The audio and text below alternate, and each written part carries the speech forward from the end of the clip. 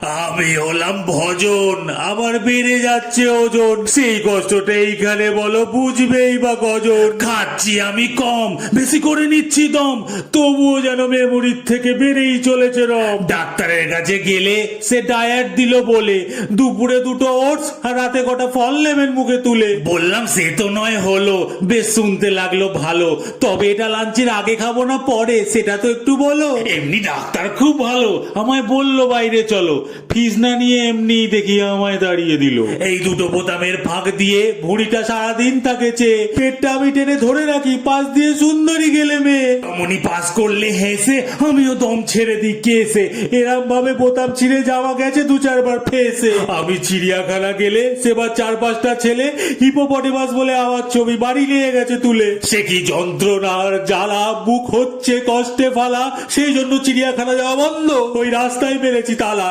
দাদার ছেলেটা না খেলে আমায় সামনে রেখে বলে, চুপচাপ খেয়ে নে, নাহলে দিয়ে দেবো ভল্লুকের কোলে।